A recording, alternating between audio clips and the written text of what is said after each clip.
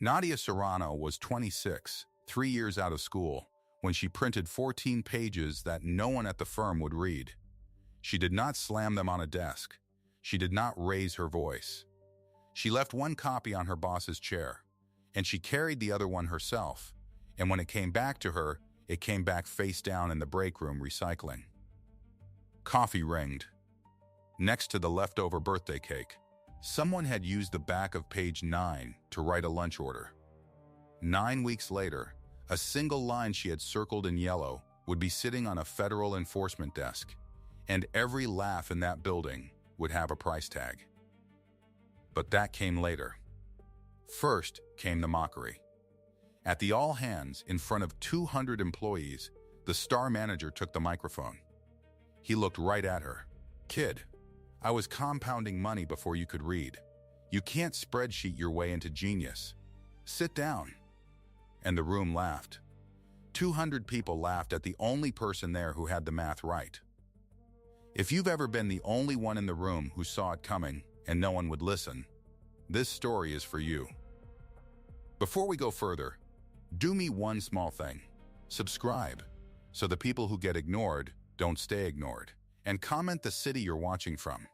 I want to see how far a story about being right and being laughed at can actually travel. Tell me where you are. Now let me take you back to before any of it. Nadia grew up the daughter of a woman who cleaned other people's offices at night. That detail matters, so hold on to it. Her mother counted her tips at the kitchen table, in ones and fives, and she taught Nadia one thing about money before she taught her anything else. She said, a number is either true or it isn't. It doesn't care how tired you are. It doesn't care what you hoped. Nadia carried that into a finance degree, and then into a job offer she surprised everyone by turning down. There were 2 offers on the table. One was loud. It was a trading seat, more money up front, a title her classmates would recognize. The other was a junior risk analyst chair at a wealth management firm called Ardsley Crane Partners. Less money. A worse title. A desk in the back, near the printers. She took the quiet one. And the reason she took it was one sentence the hiring manager said, almost by accident. He said, on the risk desk, you check the math on everything. Everything that comes in, everything that goes out. Nothing gets sold to a client until somebody like you has tied it back to a number that's actually there. That was the whole job. Reconcile, verify, tie the story the firm told to the numbers underneath it. Most people found it boring. Nadia found it holy. She was good at it, too. Not flashy good. Quiet good. She was the one who stayed until 8, 9 at night, retying a custody statement that everybody else had already signed off on, because a subtotal was $11 away from where it should be. $11. On a book worth hundreds of millions. Her manager told her to let it go. She didn't. She found it. A currency conversion rounding error, 3 months old, nobody's fault, nobody's loss. But it bothered her that it was wrong, and so she made it right. She was kind. On top of it. There was a mailroom temp named Marcus, a kid, first job. Everybody else looked through him. Nadia learned his name the first week. She remembered he was studying for a certification at night, and she asked him about it, and she meant it. When you're deciding whether to trust the rest of this story, remember that. She was decent to the people the building had decided didn't count. She was one of them, and she knew it. The firm had a crown jewel. Everybody there worshipped it. Its name was Meridian Alpha. Meridian Alpha was a fund, run by a man named Gideon Marsh. And to understand what happened, you have to understand how the whole building felt about this fund. Because it was not a normal feeling. It was closer to religion. Meridian returned 0.9%. Every month, 0.9, 0.9, 0.9. 11 years running. Not one red month. Not one. Markets crashed. Markets soared. Wars started. Elections turned. And Meridian Alpha printed the same warm, smooth, beautiful number, month after month after month, like a heartbeat. Gideon Marsh was on magazine covers for it. He had a jaw made for magazine covers. He talked about a proprietary option strategy, something with index volatility, a way of harvesting small, consistent premium while hedging out the downside. He said it in interviews the way a chef guards a recipe. The details were his. The results spoke for themselves. And Ardsley Crane's entire wealth business was built on being the door to that room. The firm steered its clients into Meridian: retirees, small institutions, family money. The firm collected a fee for the privilege of pointing you at Gideon Marsh, and the clients were grateful for the privilege, because the number never went down. Preston Hale ran the wealth desk. 47. Expensive suits, a boat he mentioned often. Preston Hale's whole life, the boat, the house, the schools, was paid for by Meridian fees. He didn't think of Marsh as a business partner. He thought of him as a golden goose he'd been smart enough to befriend. Above the analyst sat Warren Tolliver, the chief risk officer. 51. His bonus was set to vest at year-end, a number large enough that he had already, quietly, spent it in his head. Warren Tolliver's entire strategy for the next 11 months was simple: make no waves. Let nothing rock. Vest, and in the middle, decent and frightened, was Donna Okoro, 34. Nadia's direct manager. Donna believed in the work. Dana also had 2 kids, and a mortgage, and a very clear sense of how the building treated people who made trouble. Remember her too. She matters at the end. So that was the world. A shrine, a golden goose, a man waiting on his bonus, and a young woman near the printers whose mother had taught her that a number is either true or it isn't. It started with a chore. Nobody wanted the quarterly reconciliation on the alternative funds. It was tedious. You pulled the custodian statements, the independent records of what the fund actually held, who was holding it, in what amounts, and you tied them back to what the fund reported. For Meridian, the custodian was a firm called Sterling Trust. The statements ran long and gray and full of position lines, and most analysts skimmed them, initialed them, and moved on, because Meridian never had a problem. Why would it? Point 9. 11 years. They handed it to Nadia because she was junior and wouldn't complain. She sat with it on a Thursday. Late, the floor mostly empty, the printers ticking. And she started tying the lines, because that was the job. And somewhere on page 4, a number stopped her. It was a position volume, the size of a certain options position the fund would need to hold to run the strategy Marsh described. She read it, and she read it again. And then she did a small piece of arithmetic on a scratch pad, the kind of thing her mother would have done with tips. For Meridian Alpha's strategy to produce Meridian Alpha's returns, on Meridian Alpha's size, the fund would need to hold a certain amount of these contracts. That number was enormous. So she compared it to a public number, one anybody could look up. The open interest. The total amount of those contracts held by everyone. Every bank, every hedge fund, every trader on Earth, added together. The fund would need to hold about 3 times the entire market. Not 3 times its share, 3 times everything. Every contract that existed, times 3, in one fund run by one man out of one office. That's not a strategy. That's not even possible. It's like a statement saying a single reservoir holds 3 times all the water on the planet. Now here's the part that tells you who Nadia was. She did not run down the hall shouting fraud. She assumed she was wrong. She assumed she'd misread a footnote, mixed up a unit, confused a notional figure with a contract count. That's the honest instinct of a person who checks math for a living. When the math says something impossible, your first suspect is yourself. So she flagged it, small, for herself. She took a yellow highlighter and she drew one line under the reconciliation figure. One line, one page, a private note to come back to it. And then, because it was late and she was tired and surely she'd made an error, she went home. But she came back to it. Of course she did.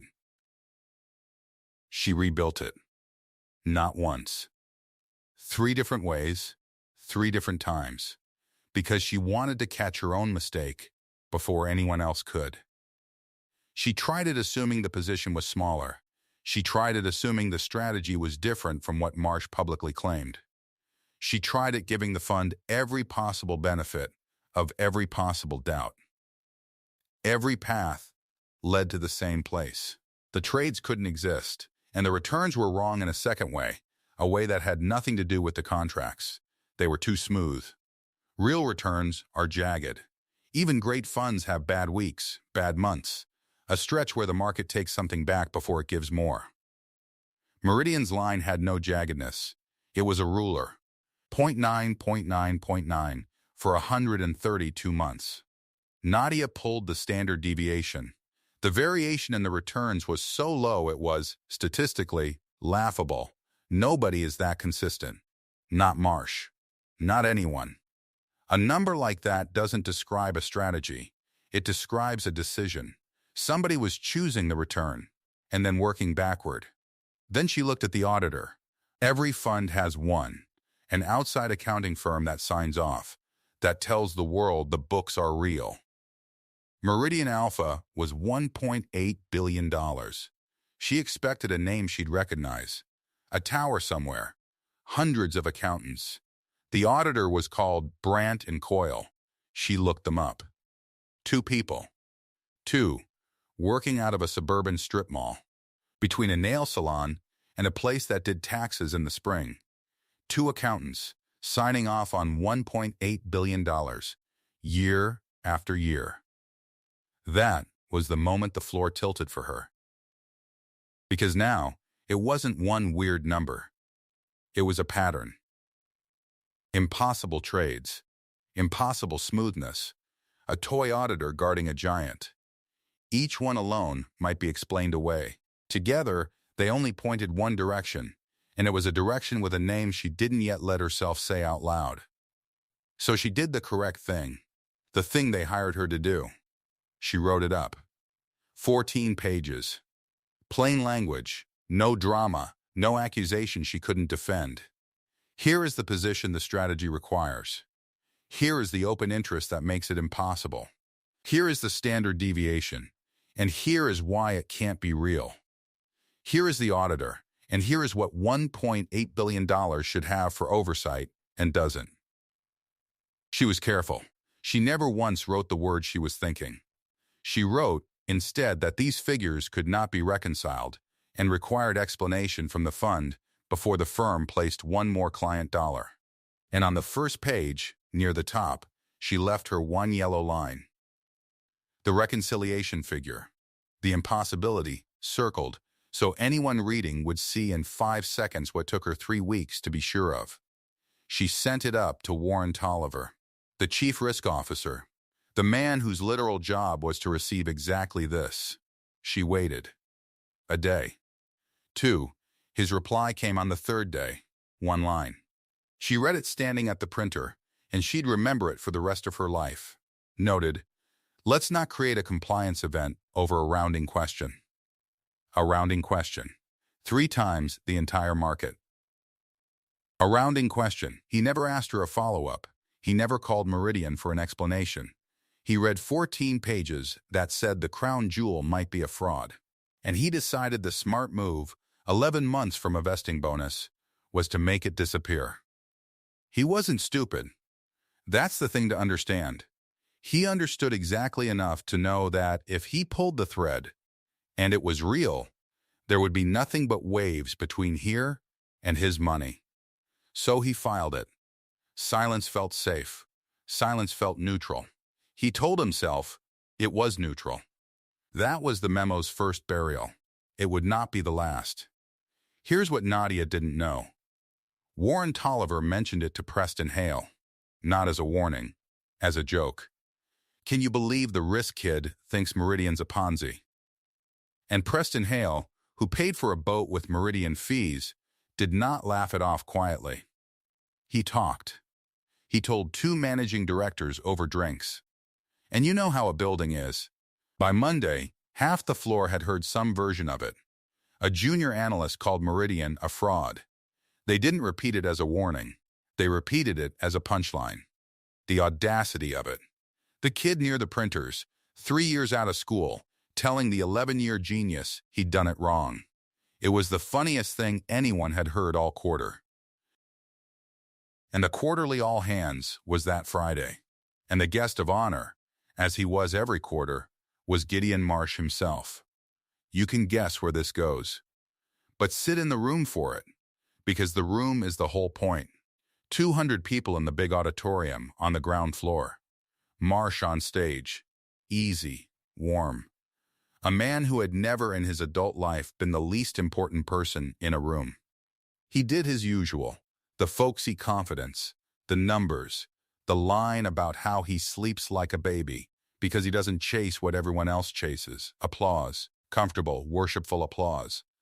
And then, near the end, he smiled a different kind of smile. And he said he'd heard something funny this week. He said he'd heard there was a young analyst in this very firm who'd figured out that he, Gideon Marsh, was running a fraud. 11 years, not one red month. And apparently one of you cracked it with a calculator. He was scanning the room while he said it. And people started to turn. Because enough of them knew. And their turning turned the rest, until 200 faces were pointed at one desk. One row. One young woman, sitting very still. Nadia didn't stand. She didn't have to. He found her anyway. He pointed the microphone at her like it was a thing he could touch her with. And he said the line. Kid, I was compounding money before you could read. You can't spreadsheet your way into genius. Sit down. She wasn't standing. That was the cruelty of it. Sit down, to a person already sitting. It didn't mean sit. It meant be small. It meant you are so far beneath this that I will invent a posture just to put you under it. And the room laughed. Not a titter. A real laugh, 200 strong, warm with relief, because the golden goose had just handled the only threat and made it funny, and everyone got to love him again, and feel clever for loving him. Somebody clapped. Nadia felt the heat come up her neck, and she kept her face still. And she looked at a fixed point on the seat back in front of her, and she counted, silently, the way her mother counted ones and fives, until it passed. She did not cry. Not there. Understand that. Whatever they took from her that afternoon, they did not get that. But Preston Hale wasn't done. Preston Hale thought it was hilarious, and he wanted a trophy. He had a copy of her memo printed, 14 pages, and he left it in the break room, face down in the recycling bin, next to the leftover cake from someone's birthday, where everyone getting coffee would see it and know exactly what it was, and enjoy the joke a second time. There it is. The kid's masterpiece. In the trash, where it belongs. By afternoon, someone had scrawled a lunch order on the back of a page. Somebody set a coffee cup on it and left a ring. Nadia found it there at the end of the day. She stood over the bin for a moment. And then she did something so quiet that no one saw it and no one would think of it for 9 more weeks. She took out her phone. She turned to the first page. And she photographed her own memo, the one they'd thrown away, with the yellow line still circling the number that was going to end all of them. She photographed the date at the top. Then she put it back in the bin, exactly as she'd found it, and she went home. She didn't keep the paper. She kept the proof of the date. A person who checks math for a living understands, in her bones, that the most important thing about being right is being able to show when you were right, and when. They didn't fire her. That would have been cleaner. Instead, they did the modern thing. They managed her. Within 2 weeks, she was quietly pulled off Meridian coverage. The reason given was optics. It wouldn't look good, they said, to have an analyst on the fund who'd made, quote, allegations for the health of the client relationship. For optics. So the one person in the building who understood what Meridian actually was became the one person officially forbidden from looking at it. They gave her other work. Smaller books. Boring reconciliations that didn't matter. The message under the message was clear. Be a good girl. Do your little tasks. Forget the number. And here's where the story turns, because this is where Nadia turned. Up to now, she'd been trying to convince the building. The memo, the boss, the chain of command, she'd played it exactly by the book, and the book had eaten her alive. Something in her changed after the break room. Not bitterness. Something colder and more useful than bitterness. Resolve. She stopped trying to convince the building. She decided the building was not going to be convinced, because the building did not want to be. That was the part she'd gotten wrong. The blind spot her mother's rule never warned her about. She'd believed correct math was self-evidently persuasive, that if you just showed people the true number, they'd have to see it. But she finally understood the thing that took her too long to learn. These people didn't fail to see it. They needed it to be true. Their boats needed it. Their bonuses needed it. Their whole comfortable worship needed the number to be real, and no arithmetic on earth was stronger than that need. So she stopped arguing with need, and she started building a record. At home, on her own laptop, on her own time, she opened a file. Dated, meticulous, every reconciliation she'd ever run on Meridian, every version of the memo, every email she'd sent, and the one-line reply she'd gotten back. The photograph of the circled page in the recycling with its timestamp. She wasn't building a weapon. She told herself that. She was building a witness. If the day ever came that someone with authority wanted to know who saw it, and when, and what they did, the answer would exist, complete, and it would not depend on anyone in that building telling the truth. She told Dana about the file. Just Dana. Late one evening, the two of them the last ones on the floor. Dana Okoro read enough of it to go pale. And Dana believed her. That's the thing, Dana did not think Nadia was crazy. Dana looked at the open interest number and the strip mall auditor, and she said, quietly, "Oh God." She saw it, and then she said the other thing. She said, "I can't sign anything." And Nadia watched her manager's face while she said it, and she didn't hate her for it, because she could see it costing Dana something to admit. Dana had 2 kids. Dana had watched what the firm did to the one person who'd raised a hand. "I believe you," Dana said, "and I can't put my name next to yours. I'm sorry. I'm not brave enough. Not for this." Nadia said she understood. And she did.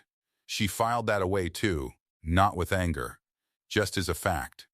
When the day comes, Dana is a person who saw it and was afraid. There would be a place for that fact later. She didn't know yet how important Dana's fear, later turned to courage, would be. She made one more run at the institution. One, because part of her still felt she owed the building a last honest chance, even a building that had laughed at her. She caught Warren Tolliver in the elevator. Alone, the two of them, 40 floors of privacy. She didn't bring the 14 pages. She'd learned. She brought one sheet of paper, one sentence on it, the cleanest version of the whole thing. The auditor is 2 people in a strip mall signing off on $1.8 billion. That sentence, and nothing else. No math to argue with. No allegation to dismiss. Just a fact a child could understand. She held it out. She said, "Warren, please, just have someone independent look at the custody." That's all. One look. He didn't take the paper. He looked at it in her hand like it was something a little sad. And he gave her the line that would become his epitaph, the sentence they'd eventually read back to him across a conference table while his face turned gray. "We don't reward paranoia here." The doors opened. He walked out. He never mentioned it to a soul, except, later, to say she'd been unstable. And that was the last time Nadia Serrano tried to save the firm from itself. The institution had now refused her 3 times, buried in silence, mocked on a stage, waved off in an elevator. 3 times. She was done knocking on that door. So she got small. And human. And this is the part of the story I most want you to sit with, because it's the part that actually saves people. She could not tell the world Meridian was a fraud. She couldn't prove the crime, only the impossibility. And she was smart enough to know the difference and careful enough to respect it. She would not say a word she couldn't stand behind.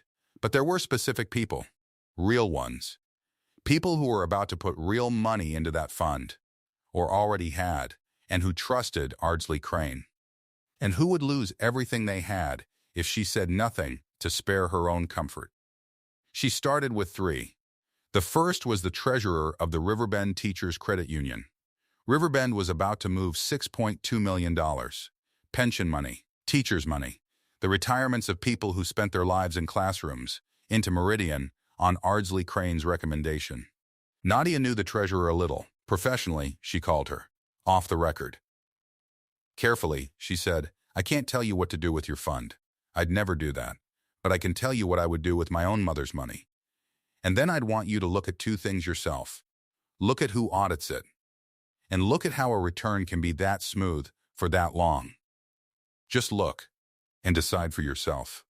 The second was a retired couple, the Delgados.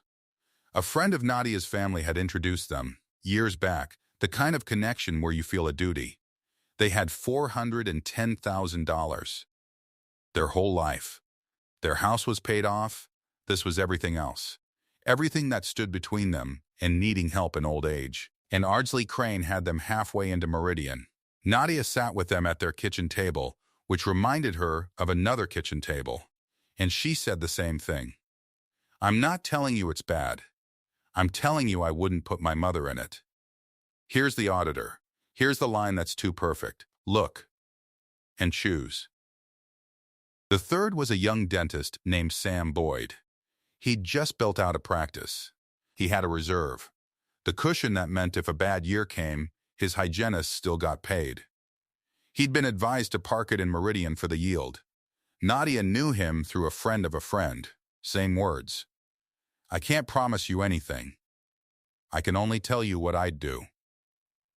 Move it somewhere boring. Somewhere you can see the bottom of. She named no crime. She made no accusation she couldn't defend in a courtroom. She showed them the auditor and the too perfect line, and she let honest people draw the honest conclusion. That was all she had, and it turned out to be enough for the ones who were willing to actually look. 3 people. That's where she was. Sidelined at work. Laughed out of an auditorium. Waved off in an elevator. Quietly warning 3 small strangers at their kitchen tables, while a $1.8 billion machine kept humming, kept printing .9, kept swallowing new money by the day. The firm was, if anything, selling Meridian harder than ever. There was talk of a new marketing push. Marsh was booked on a podcast. And Nadia sat at her own kitchen table one night, with her dated file open in front of her, and she understood that she was standing at a line she could not uncross. Because everything she'd done so far could still be explained as an employee doing her job. Loudly, unpopularly, but her job. Warning 3 people privately, that was conscience, quiet, deniable, but she was looking at the tip line. The one an ordinary citizen can use to send what she knew, unsolicited, to the people with the power to actually open Meridian's books. With her name on it. Not anonymous. Her name. She knew what it would mean if she was wrong. She knew what it would mean if she was right, and they traced it back, and the whole industry learned she was the junior who'd gone outside the walls. Either way, there was no version of pressing send and then going back to being invisible. Either way, the girl near the printers stopped existing the moment the envelope left her hand. She sat there a long time. The number on the first page glowed yellow under the lamp, and she reached for it. She reached for it, and she filled it in. Her name. Her title. The date, the one line that mattered, circled in yellow on a page she had scanned at home. And a sentence her mother would have understood better than anyone at the firm. A number is either true or it isn't. This one wasn't. She didn't write it as an accusation. She wrote it the way she reconciled a custody statement. Here is the claimed strategy. Here is the open interest it would require. Here is the entire market's open interest. The first is 3 times the second. That is not an opinion. That is arithmetic. she attached the memo. All 14 pages.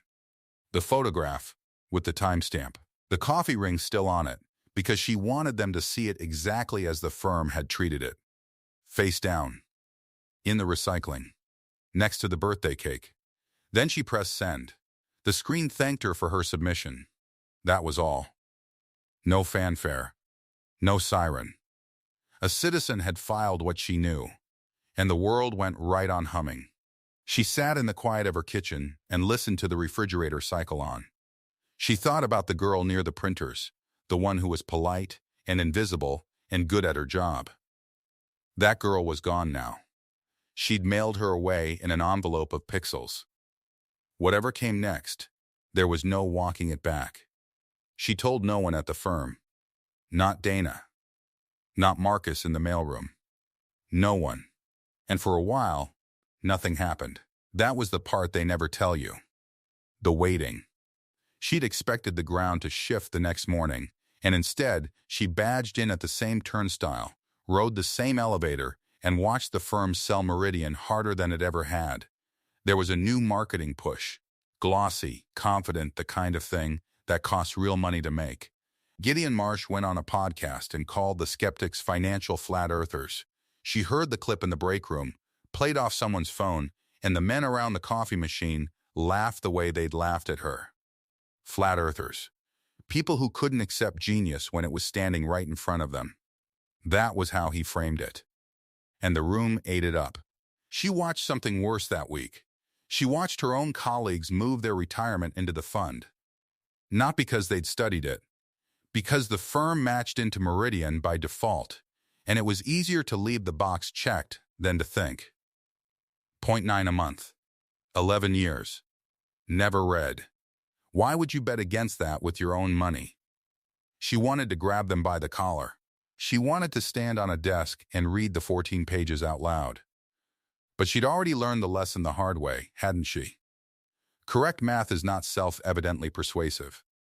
People don't leave a thing they need to be true. They defend it. So she said nothing. She just knew. And knowing, while everyone around you doesn't, is a specific kind of loneliness. It sits in your chest. But not everyone had left the box checked. Riverbend Teachers Credit Union filed its redemption quietly. $6.2 million walked out the door clean over the course of 3 weeks. The treasurer had listened. He'd looked at the auditor. 2 people. A suburban strip mall. $1.8 billion signed off by a shop you could miss if you blinked. He didn't need Nadia to say the word fraud. He just moved the teacher's pension somewhere boring and safe, and he thanked her by never mentioning it again. The Delgados got out too. $410,000. Everything the retired couple had. Nadia had sat at their kitchen table, the way her mother used to sit at other people's tables at night, with a mop and a bucket, and she'd told them the only honest thing she had. I can't tell you what to do. I can tell you what I do with my own mother's money.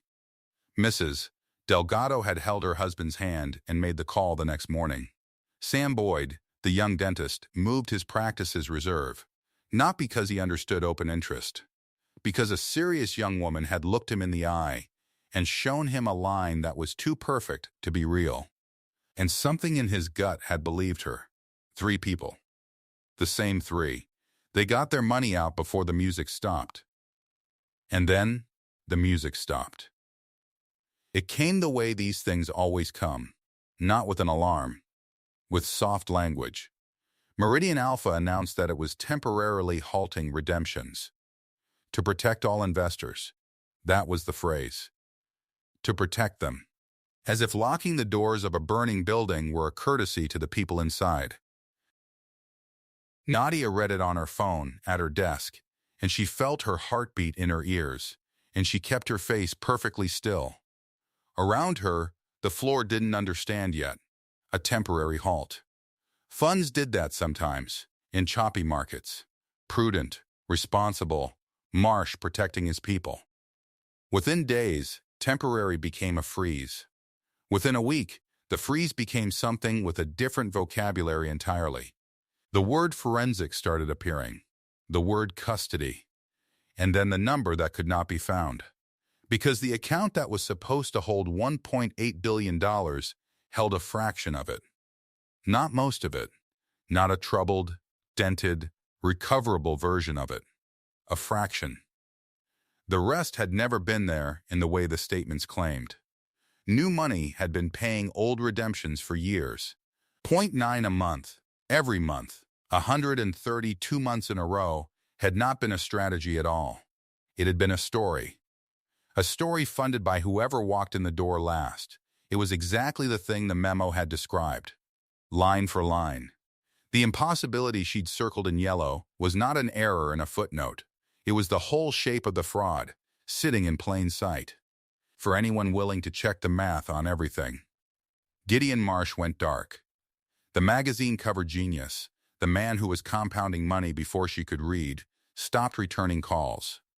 And then one gray morning he was on every screen in the building, being walked to a car with a jacket over nothing. Because there was nothing left to hide behind. 11 years without a red month, and then a month so red it swallowed the other 131 whole. Now the cost came in. And the cost came in figures. Ardsley Crane's wealth clients had hundreds of millions in Meridian. Gone, not down. Gone, the families who'd trusted the firm's advice, the ones who'd been steered into the crown jewel because the crown jewel paid the best fees, opened their statements to a frozen zero. The firm's own people were not spared.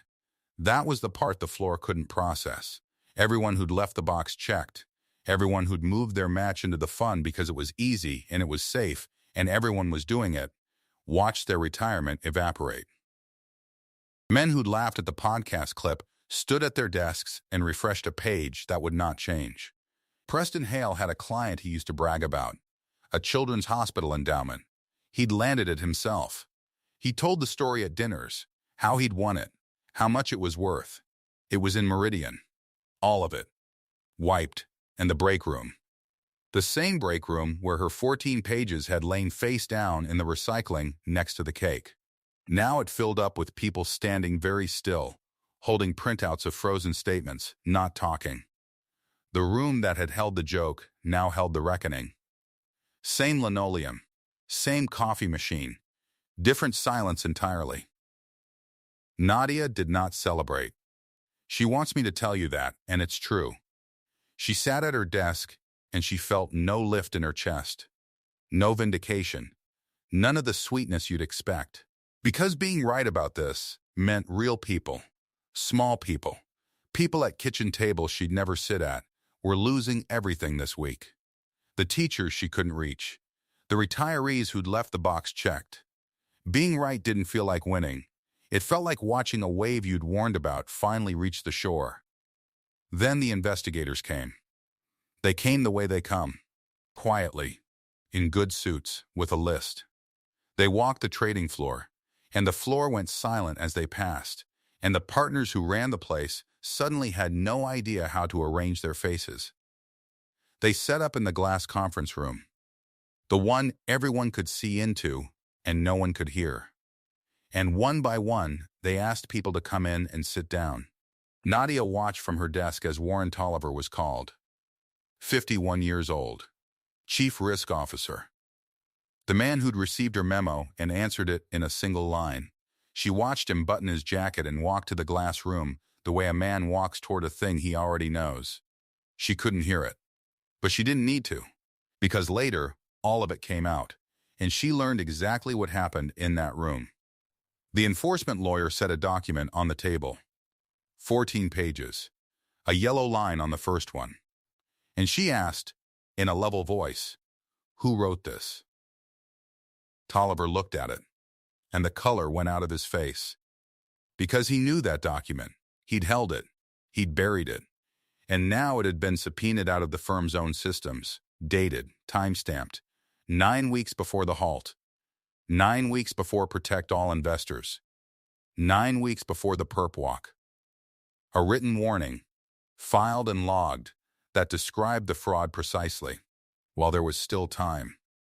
And then the lawyer read his reply out loud, his own words, in his own one-line email, in a quiet room with a recorder running. Noted, let's not create a compliance event over a rounding question. A rounding question. $1.8 billion had turned out to be a rounding question. They asked Tolliver to remain available. He walked out of the glass room and he did not walk back to his office. He was gone from the building by that afternoon. And when the enforcement report came out months later, his name was in it, in a paragraph of its own, for having received and suppressed a specific, written, dated warning. Not for the fraud. He hadn't built the fraud. For the thing that was almost worse. He'd been handed the truth in 14 pages, and he'd filed it under "Don't Make Waves" before my bonus vests. He thought silence was neutral. He learned at 51, in front of a recorder, that silence has a signature and a date. Preston Hale fell differently. Hale fell in a room he could not control. The wealth desk had to face its clients. There was no avoiding it. And so a meeting was called, and the clients came. And Preston Hale, 47, head of the desk, the man who'd had her memo printed and left in the recycling as a joke, stood in front of the people whose money he'd steered into a hole. He had a line ready. Men like Hale always have a line ready. No one could have known, he said. It was a sophisticated fraud. It fooled auditors. It fooled the whole street. No one could have seen it coming. And a client in the third row stood up. An ordinary man. He didn't shout. He held up a piece of paper.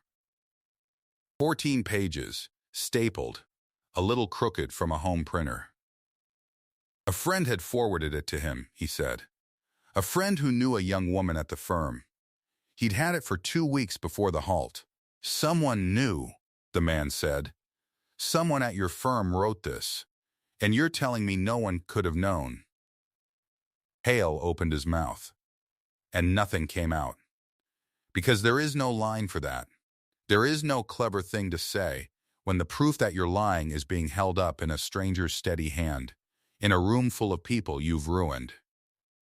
His silence went on too long, and his silence was his sentence. Everyone in that room understood, in that moment, exactly what the firm had done with the warning it was given. Hale never recovered the room. He never recovered the desk. He was, from that day, a man who'd been shown the truth and thrown it in the trash next to a cake. And everyone knew it. And Gideon Marsh. Marsh was not argued down. You couldn't argue Marsh down.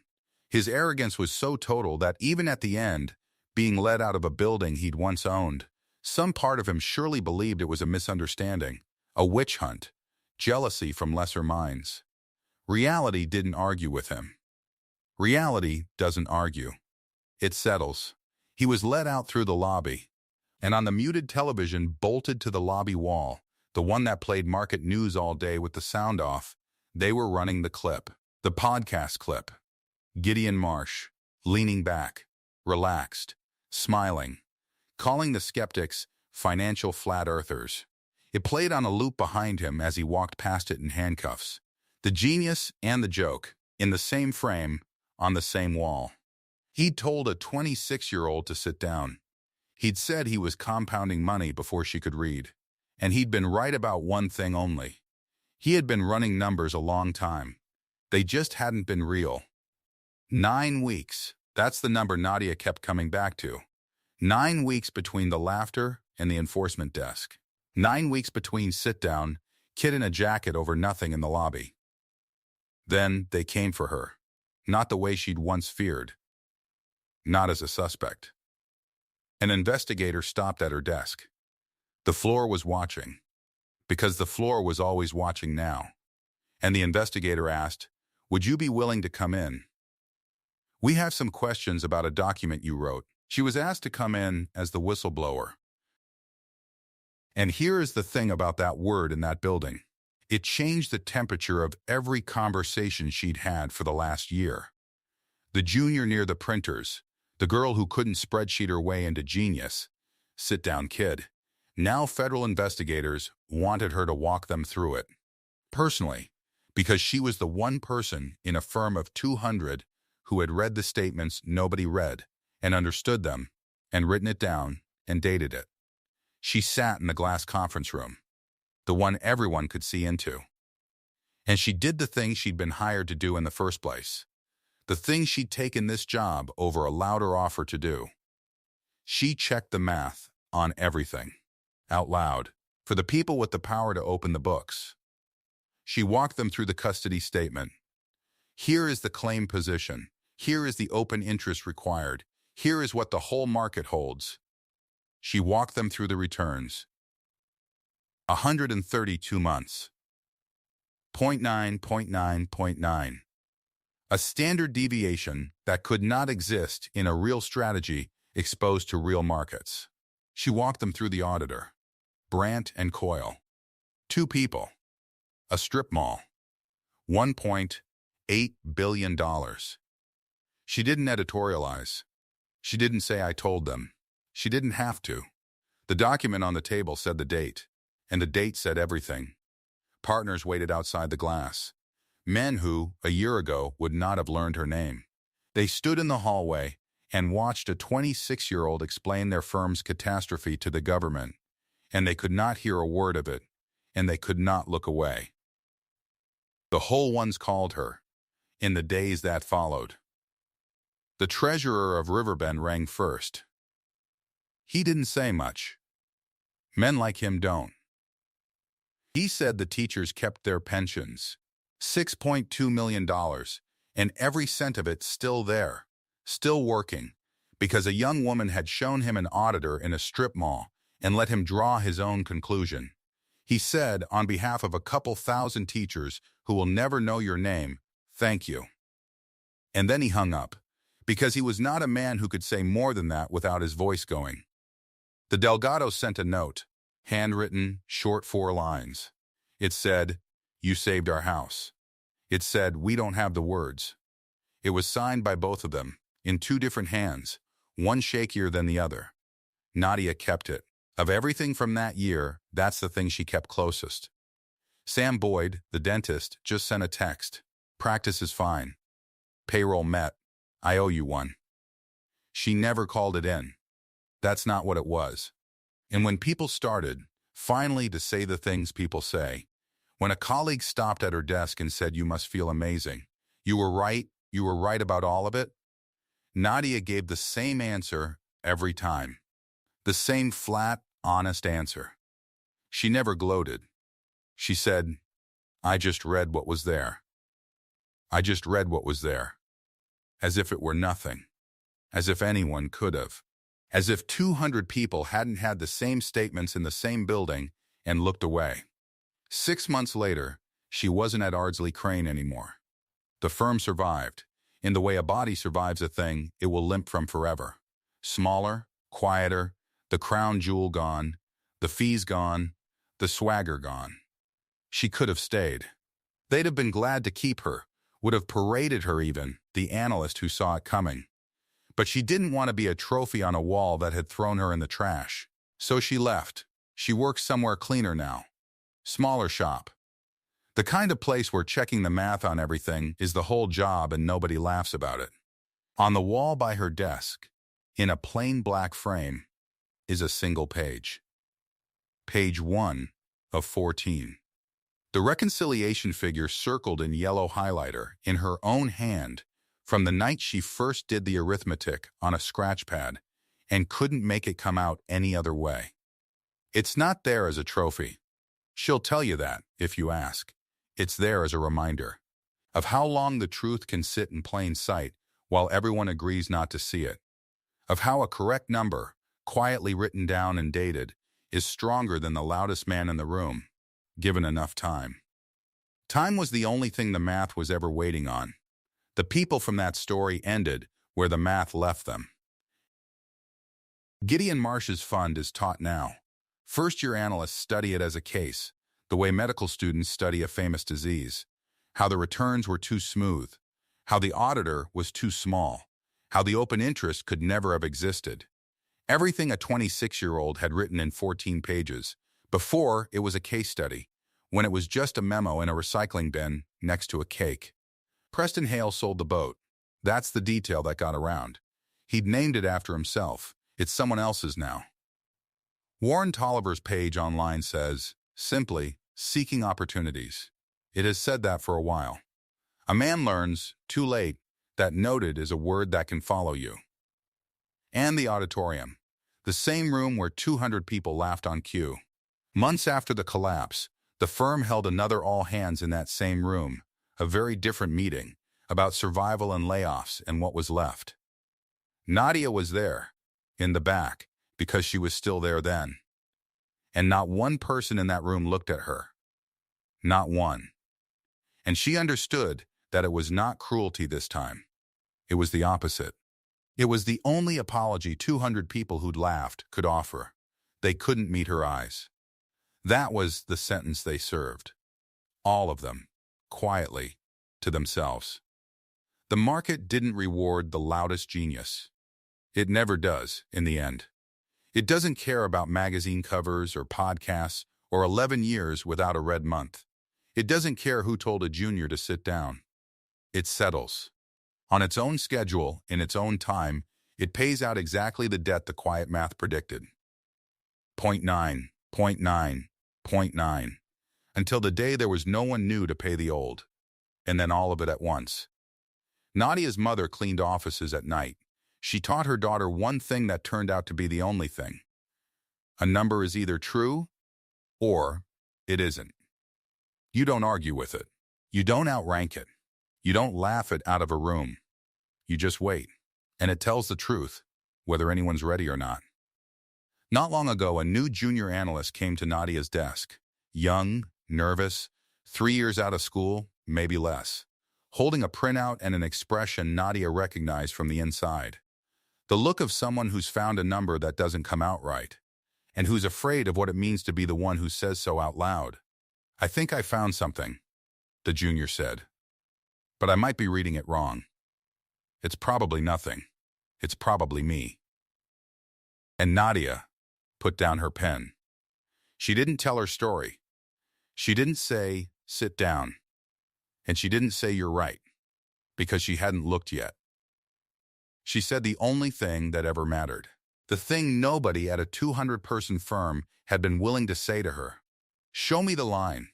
If this story reached you, if you've ever been the only one in the room who saw it coming and no one would listen, send it to someone who needs it.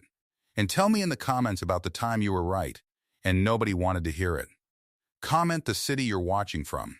I want to see how far a story about being ignored can travel."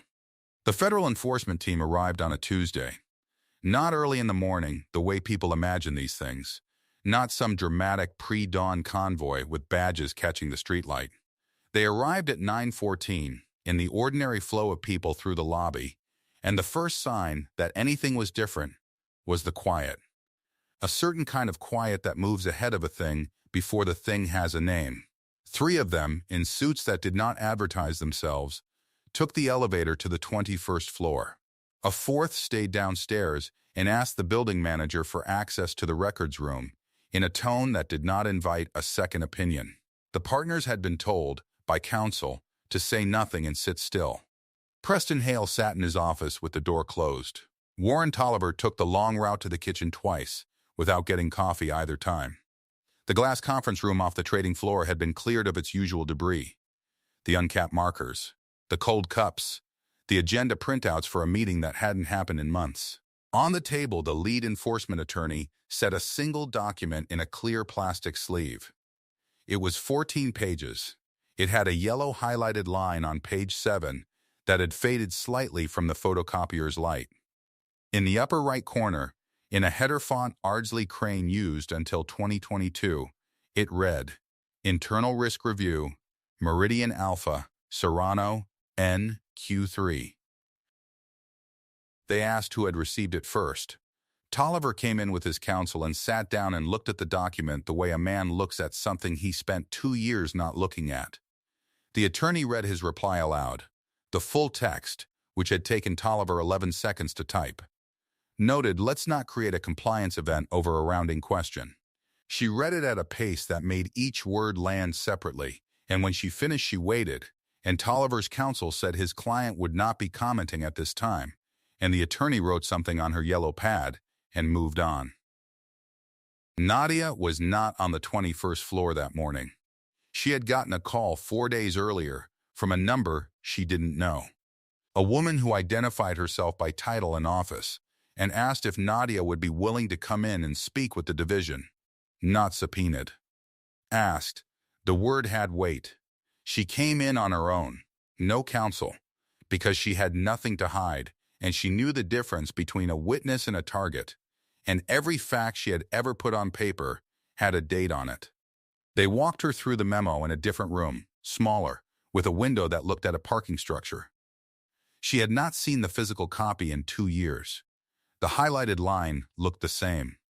She walked them through the reconciliation the way she had first done it at her desk on a Wednesday night, with a cold cup of tea, step by step, each figure leading to the next.